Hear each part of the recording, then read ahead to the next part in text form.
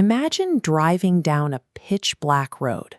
Suddenly, an animal darts into your headlights, and before you even realize what's happening, you've aggressively jerked the steering wheel toward the ditch to avoid it. In that fraction of a second, your brain simply does not have the time to run a deliberate cost-benefit analysis. The conscious processing required to calculate the risk to your own life takes entirely too long for that specific moment. Curious, if your rational, thinking brain didn't actively choose to risk your life to save that animal, what exactly cared enough to make the decision? Human morality operates primarily as an instant, precognitive reflex. It fires well before slow, calculated deliberation even has a chance to begin. Now, scale that split-second timeline up to modern warfare. Today, automated systems are executing life-or-death targeting decisions at vastly outpace human thought. We are actively integrating large AI models from defense contractors directly into the targeting chains of U.S. defense and intelligence agencies.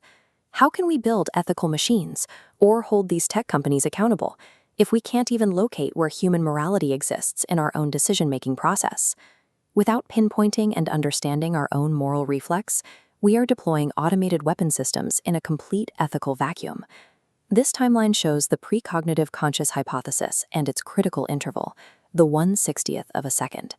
Conscience fires first. It acts as a screener at the gate of your thinking process, blocking harmful inputs rather than arriving as a reasoned verdict.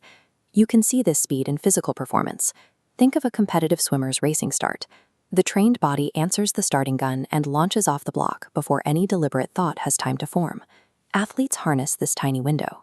Take the Brazilian paradinha, the sudden, split-second pause popularized by Pelé, used to freeze a goalkeeper and entirely change direction. This 1/60th of a second pause is a physical reality.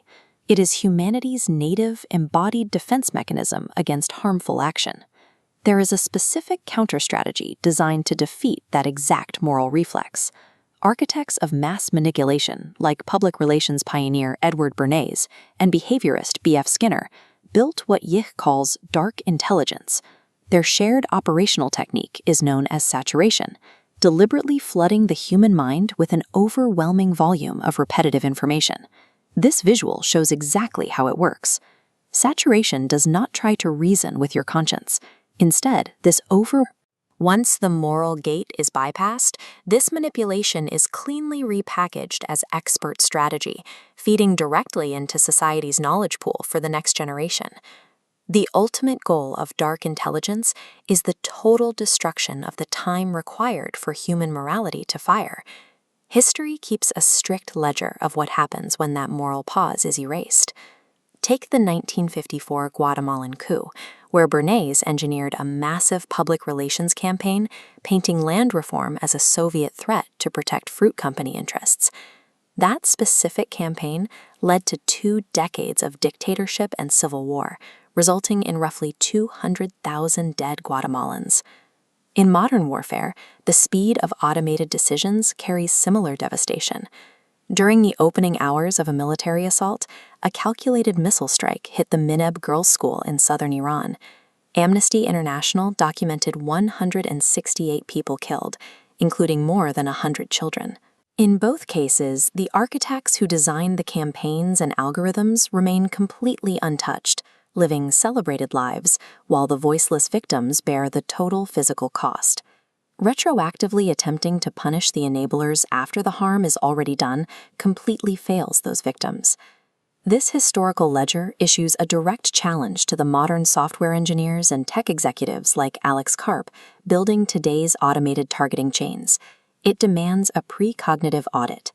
Developers must identify exactly which individuals will be harmed by their algorithms before the system is deployed, rather than waiting for historians or tribunals to ask the question after the fact. This diagram illustrates Ye's recycling doctrine. Notice the green conscience filter.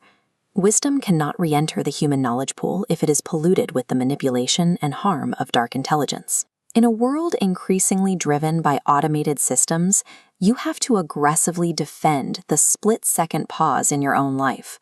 Protecting that tiny precognitive window is our most effective defense against automated harm.